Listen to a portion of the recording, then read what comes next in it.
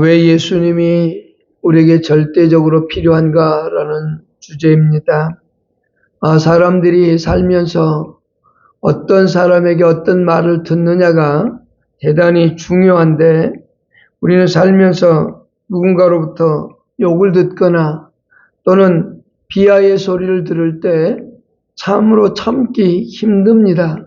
누군가가 내게 욕을 하거나 누군가가 나를 모독할 때, 그리고 나를 비하할 때 참 견디기 어렵지요. 그런데 성경은 우리에게 이렇게 말합니다. 너는 죄인이야, 너는 사형이야 라고 선포한다는 거죠. 만일 누군가가 나에게 너는 죄인이야, 너 조만간 판사로부터 사형받을 거야 라고 하는 말을 들으면 기분 좋을 사람은 아마 아무도 없을 겁니다. 근데 성경은 우리에게 분명하게 그렇게 말하고 있다는 겁니다. 너는 죄인이야, 너는 사형이야 라고 선포하고 있다는 거죠.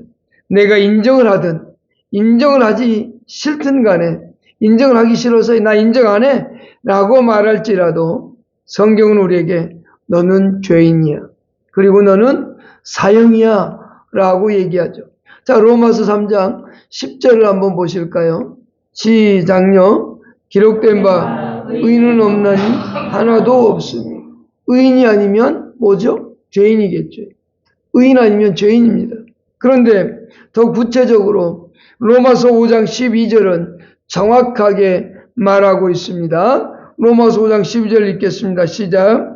그러므로 한 사람으로 말미암아 죄가 세상에 들어오고 죄로 말미암아 사망이 들어왔나니 이와 같이 모든 사람이 죄를 지었으므로 사망이 모든 사람에게 이르렀느니라.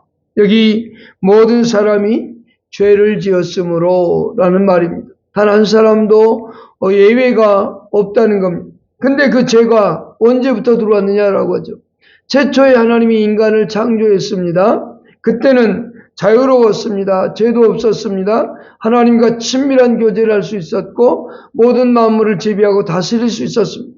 동물들의 이름을 짓고 동물들을 지배하고 다스릴 수 있었으며 모든 동산의 과일을 먹을 수 있었습니다. 다만 한 가지, 절대로 먹어서는 안 되는 과일이 하나 있었습니다. 하나님께서 그것을 통해서 그 사람을 시험하고 있었던 거죠. 그것은 뭐냐면 선악과였습니다. 그런데 그것을 먹으면 분명히 죽으리라 말씀하셨는데 그것을 따먹죠. 그러므로 말미암아서 죄가 이제 이 세상 가운데 들어오게 되었다는 겁니다. 그 죄로 말미암아서 들어오니까 뭐가 들어오냐? 사망도 들어옵니다. 그래서 그 아담이 최초의 인간의 대표자였는데 그 죄로 말미암아서 우리 모든 사람들이 다 죄인이다는 겁니다. 내가 인정하기 싫어도, 내가 정말 인정하기 싫어도 내가 죄인이다 라고 하는 것은 하나님께서 성경을 통해서 선포해 놨습니다. 그러면서 너는 사형이야 라고 말하고 있는 겁니다. 사망이 모든 사람에게 이르렀다. 그러면 내가 죄인이라고 하는 증거가 뭘까요? 그것은 내가 죽는다는 거죠. 내가 병들고 죽는다는 사실은 곧 내가 죄를 가진 존재라고 하는 사실이죠. 그래서 최초의 인간은 죄가 없었기 때문에 죽음이 없었습니다. 병듦도 없었습니다. 사망도 없었습니다. 그러나 하나님 앞에 불순종함으로 그 죄가 우리 가운데 들어오게 되었다는 겁니다. 그래서 모든 사람이 다 죄인이라는 겁니다.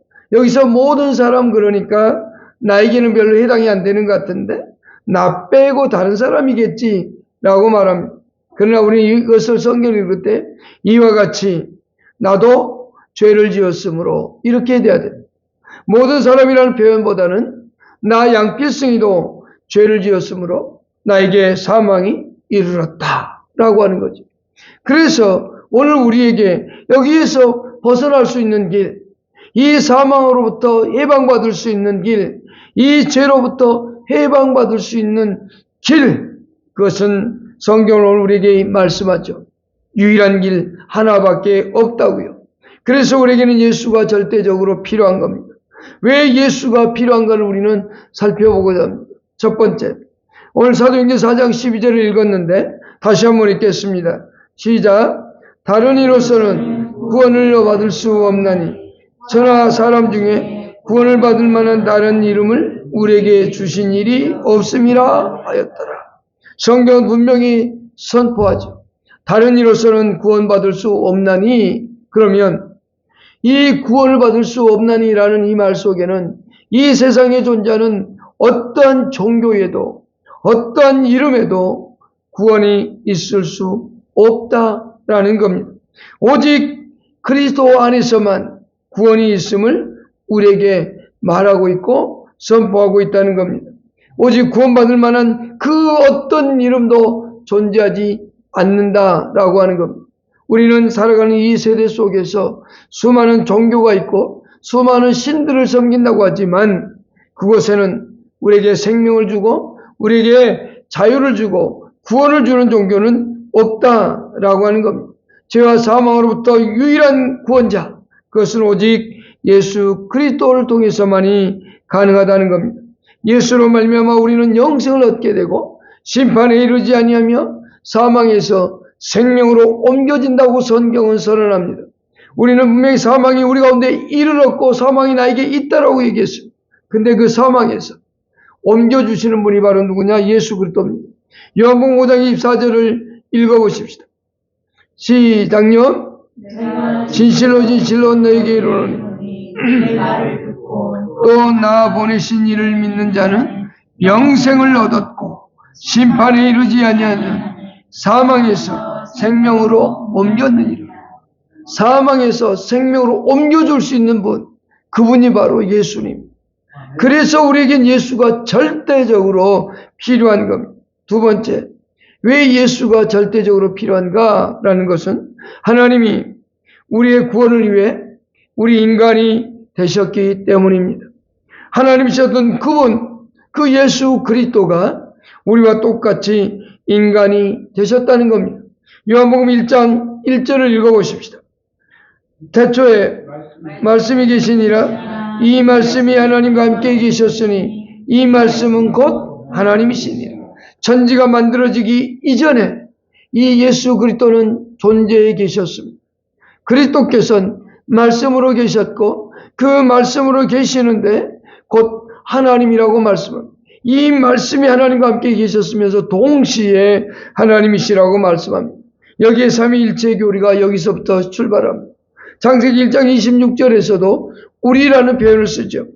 바로 하나님께서 우리와 함께 계시고자 합니다만 그러나 예수 그리스도는 이미 영원전에 천지가 만들어지기 이전부터 선지에 계셨던 분이시다라고 말씀합니다. 그런데 그분이 우리 가운데 육체를 입고 오셨다라고 하는 겁니다. 14절을 읽어보겠습니다. 요한복음 1장 14절입니다. 시작. 말씀이 육신이 되어 우리 가운데 거하심에 우리가 그의 영광을 보니 아버지의 독생자의 영광이요 은혜와 진리가 충만하더라. 말씀이 육신이 되었다. 육신이 되었다는 건 뭡니까? 육체와 피를 가진 존재가 되었다는 겁니다. 히브리서 2장 14절 이하에 보면 혈과 육을 지니신 우리 사람과 똑같이 되어진 분이라고 말씀하고 있습니다. 그런데 분명히 빌립보서 2장 6절에서도 예수 그리스도는 하나님이셨으면서 동시에 우리와 같은 사람이 되셨다고 말합니다. 빌립보서 2장 6절을 읽어보겠습니다. 시작. 그는 하나님의 본체시나 하나님과 동등됨을 취할 것으로 여기지 아니하여 7절요. 오히려 자기를 비워 종의 형체를 가지사 사람과 같이 되셨고 하나님이셨던 그분이 이 땅에 사람의 모습으로 오셨다는 겁니다. 왜 오셨을까요? 그게 중요하겠죠. 우리는 이제 성탄절이 며칠 남지 않았습니다. 성탄절은 예수님이 탄생한 날이 아닙니다.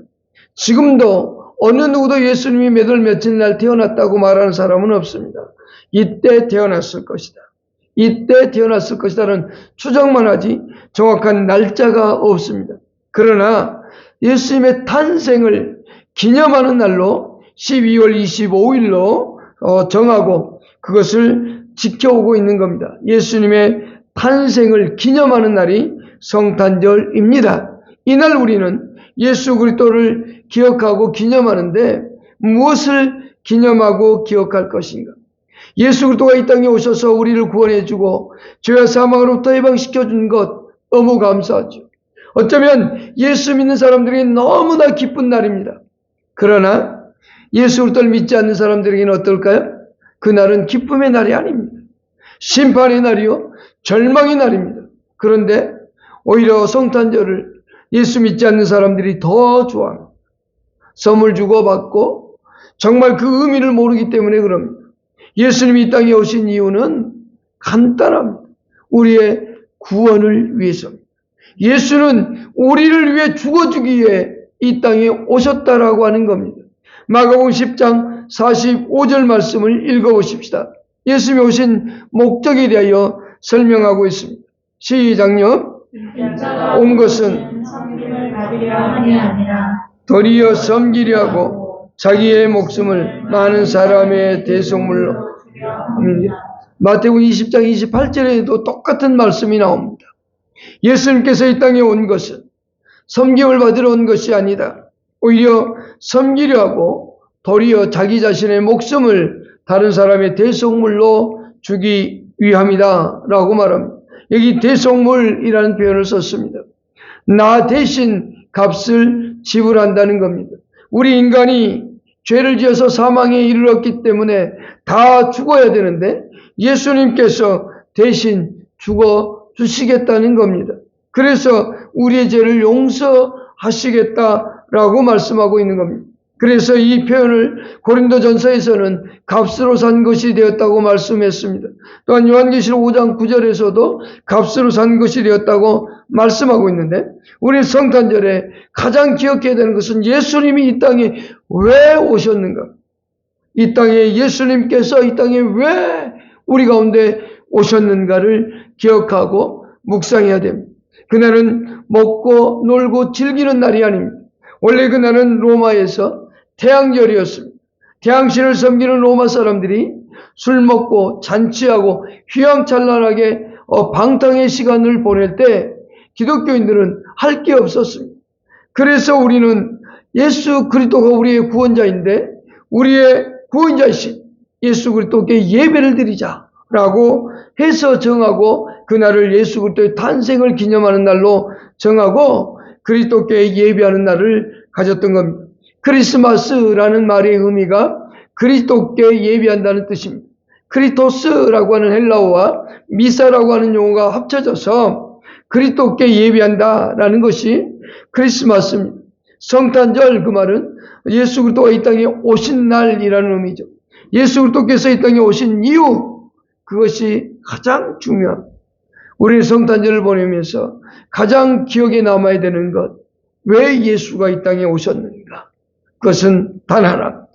우리의 죄를 위해서 대신 죽어주기 위해 이 땅에 오신 겁니다. 그러니 그리스도인들에게는 기쁨의 날이요 즐거움의 날입니다. 그러나 예수 그리스도는 우리를 대신해 죽어야 됩니다.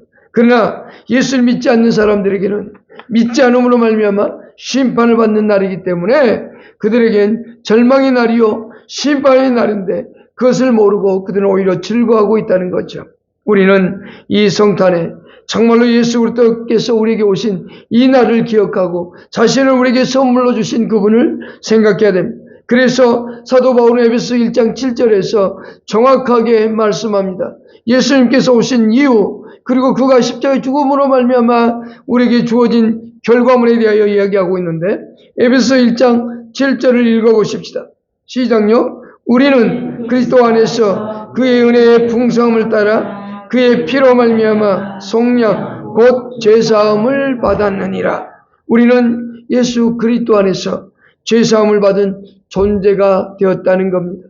예수님께서 오신 목적대로 우리는 예수 그리스도를 통해서 죄를 사함 받습니다. 그렇기 때문에 우리에게는 예수 그리스도가 절대적으로 필요합니다. 하나님이 이 땅에 사람으로 오신 종교 과연 어떤 종교가 있을까요? 예수 그리스도 말고는 없습니다. 부처가 우리를 위해서 죽어주기 위해 이 땅에 오셨나요?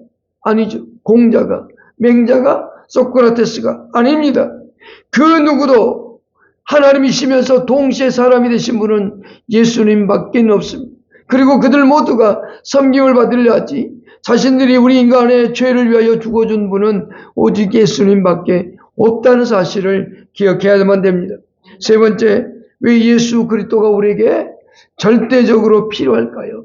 그것은 우리를 구원하시는 방식이 과거나 현재나 동일하고 예수 그리스도는 과거나 현재나 미래나 동일하신 분이기 때문에 그렇습니다. 우리 히브리서 13장 8절을 읽어보십시다. 다 같이 읽겠습니다. 시작. 그리스도는 어제나 오늘이나 영원토록 동일하시니라. 예수 그리스도는 태초에 천지를 만들기 이전에도 영원하신 하나님이셨습니다. 그리고 지금도 영원한 하나님이십니다. 이 히브리서 13장 8절은 예수 그리스도의 영원성과 불변성을 강조하고 있는 성경 구절입니다.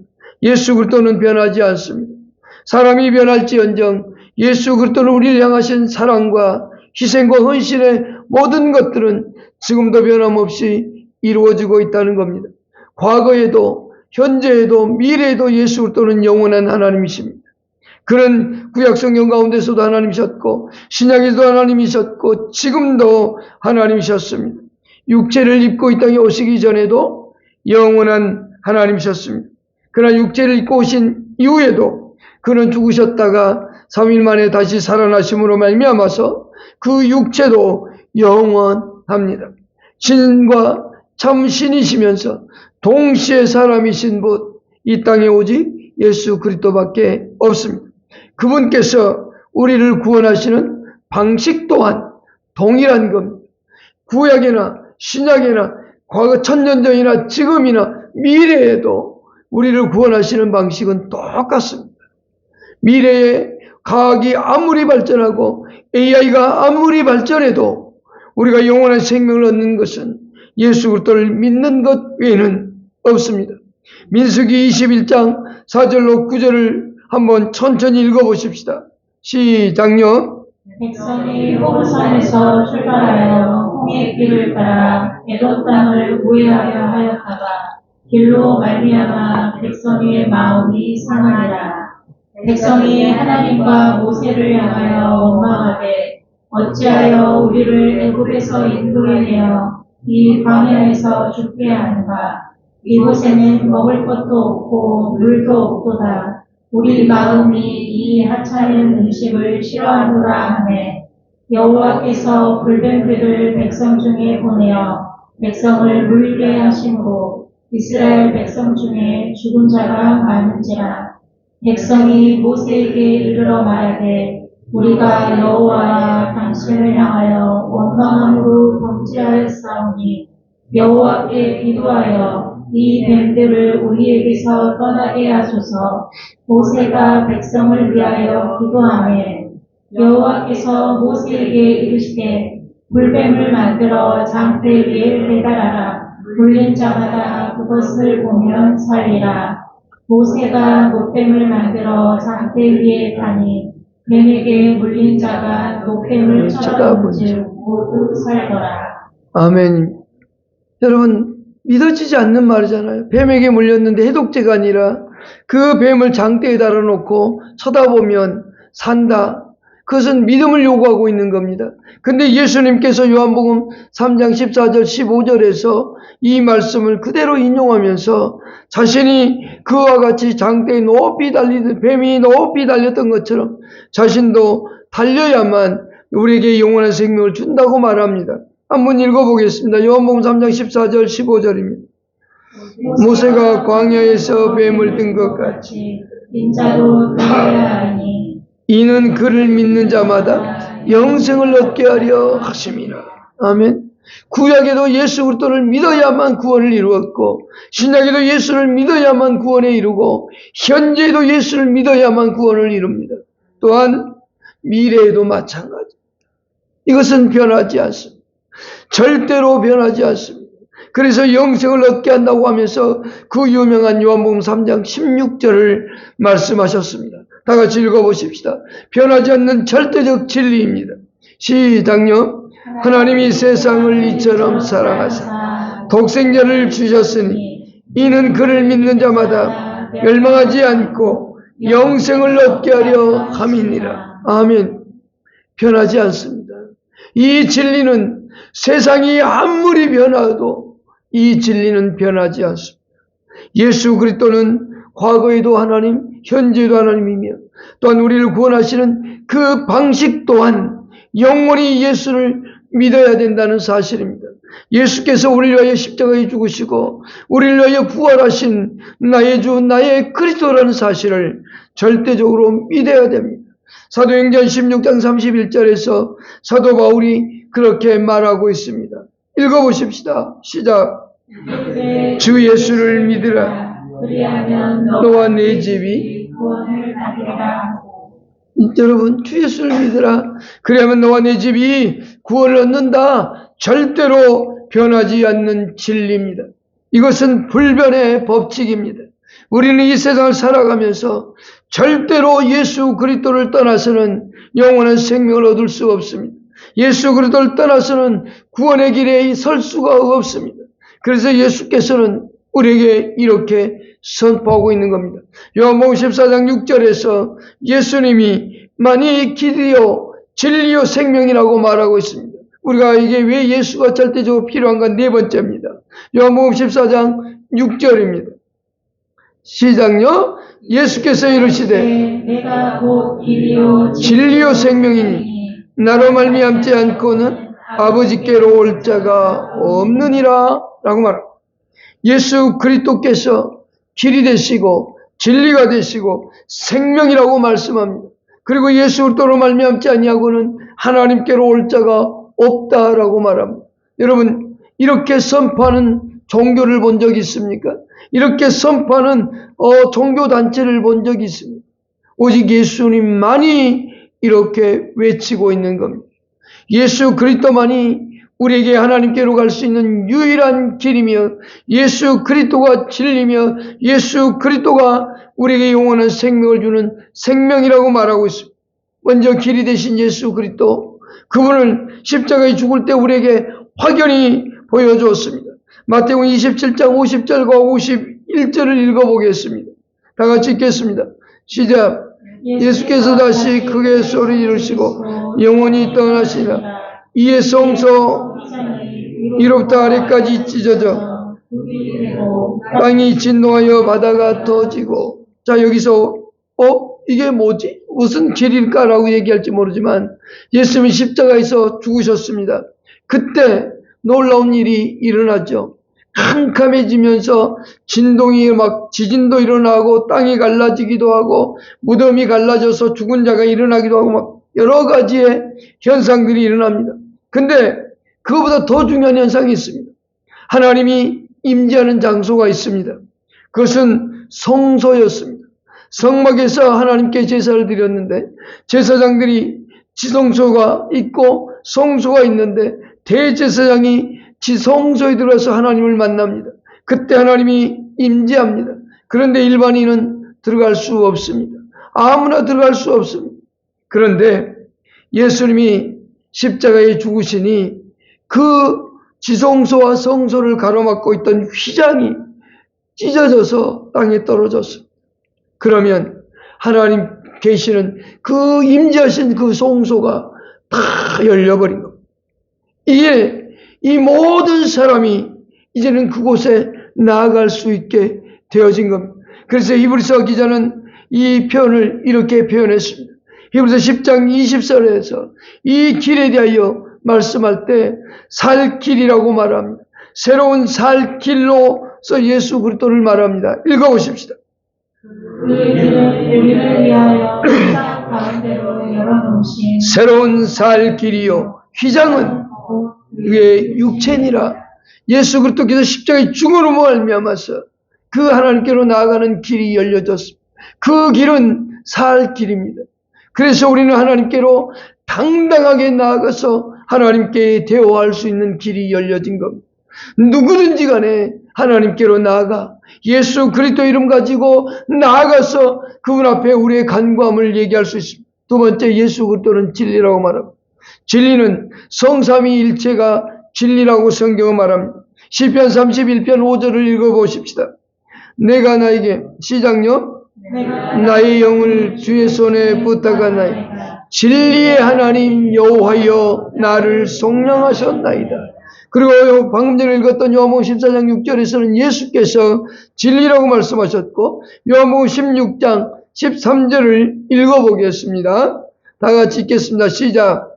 그러나 성령이 오면 그가 너희를 모든 진리 가운데로 인도하리니 그가 스스로 말하지 않고 오직 들은 것을 말하며 장래의 일을 너희에게 알리시리라. 성령이 진리라고 말씀합니다. 즉 삼위일체 하나님이 진리며, 요한복음 17장 17절과 19절에서는 성경의 말씀이, 하나님의 말씀이 진리라고 말합니다. 오늘 우리는 삼위일체 대신 그 하나님이 진리인데 바로 예수 그리스도께서 진리라고 말합니다. 이 진리는 절대로 변하지 않습니다. 세상의 모든 것은 변합니다. 그러나 예수 그리스도는 변하지 않습니다. 하나님은 변하지 않습니다. 우리의 구원하는 방식도 변하지 않습니다. 그러면서 동시에 그는 생명이라고 말씀합니다. 요한복음 1장 4절을 읽어보십시다. 시작요. 그 안에 생명이 있었으니 이 생명은 사람들의 빛이라. 예수 그리스도가 가지고 있는 생명이 있다고 말합니다. 그는 하나님이셨으면서 동시에 생명을 가지신 분입니다. 그 생명을 우리에게 어떻게 주시느냐? 그것은 예수 그리스도를 믿을 때 우리에게 준다고 성경은 말합니다. 요한복음 11장 25절로 27절에서 예수는 이 생명 얻는 것을 말씀하셨습니다. 요한복음 11장 25절 읽어보십시다. 예수께서 이르시되 나는 부활이요 생명이니 나를 믿는 자는 죽어도 살겠고 무릇 살아서 나를 믿는 자는 영원히 죽지 아니하리니. 수업요. 여기까지만 읽겠습니다. 영원히 죽지 아니하리니. 그 다음요. 한꺼번에 같이 읽겠습니다. 시작. 이것을 내가 믿느냐? 여러분 여기에 대답이 있어야 됩니다.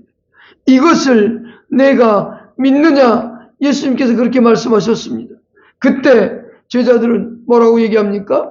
다시 27절 읽어보겠습니다. 이제 이것을 내가 믿느냐라고 했을 때 이 고백은 우리도 동일하게 되어져야 됩니다. 27절입니다. 시작. 이르되 그러하이다. 주는 그리스도시요 세상에 오시는 하나님의 아들이신 줄 내가 믿나이다. 아멘입니다. 여러분 정말로 예수 그리스도 그분이 우리에게 생명을 주는, 영원한 생명을 주는 분으로 믿습니까?